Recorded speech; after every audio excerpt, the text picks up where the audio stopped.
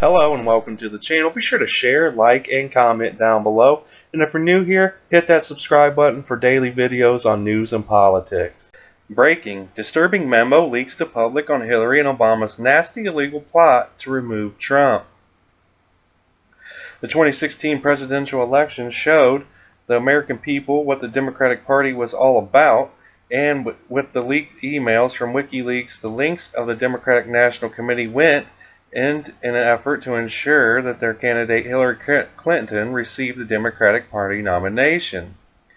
When liberals failed to place Hillary Clinton in the White House, the mainstream media, along with the Democrats in Washington, D.C., embarked on a path to paint President Trump as a candidate that colluded with the Russian agents and subverted the democratic process. Now the Russian collusion narrative coming from the left has been obliterated. It seems that the tide is turning against all those who have been conspiring against President Trump. Yesterday we reported on the lawsuit filed by President Trump's lawyer Michael Cohen suing BuzzFeed and the DNC-funded firm Fusion GPS for $100 million. Mr. Cohen, who was a target of the DNC along with President Trump, is claiming that both parties engaged in slander with the composition and eventual publication of now proven fake dossier funded by Hillary Clinton's campaign. Adding to the controversy it is suspected that the Obama administration and perhaps even President Obama himself used the FBI and DOJ for the purposes of attacking their political enemies, using the Foreign Intelligence Surveillance Act system to obtain illegal search warrants against President Trump and his associates.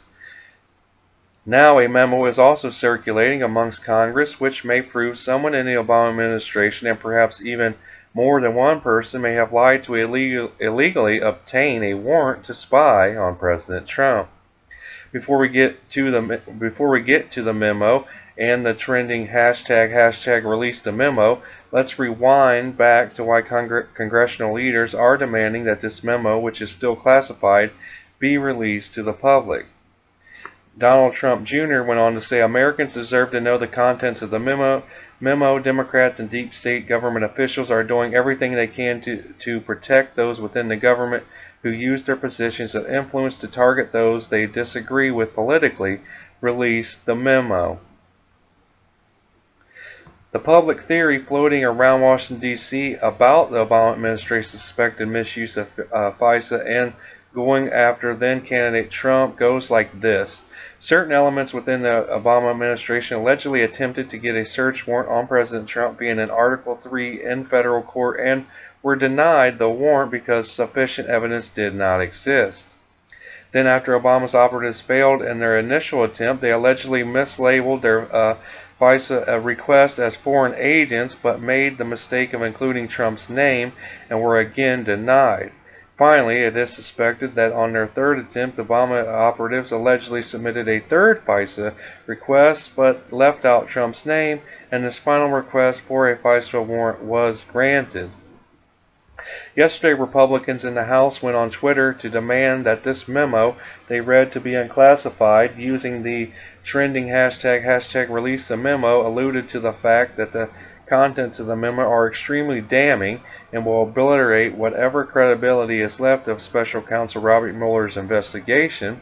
Representative Matt Gaetz, a Republican from Florida, said after reading this classified memo, said it is clear underhanded political hack job, saying in part, if the American people knew what was happening, if they saw the contents of this memo, a lot would become clear about the information that I've been talking about the last several months.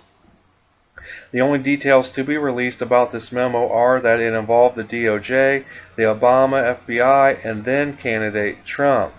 Now, Representative Matt Gaetz went on to state while he was on Fox Business Network that I think that this will not just end with firings.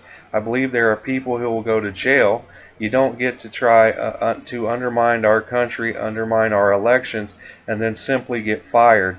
His comments definitely led credence to the theory that elements within the Obama administration lied to the FISA judges and improperly obtained and improperly obtained search warrants. Representative Mark Meadows, Republican from North Carolina, also offered his thoughts on the memo after reading it and said, I viewed the classified report on the House intel relating to the FBI FISA abuses, the infamous Russian dossier, and so-called Russian collusion. What I saw is absolutely shocking.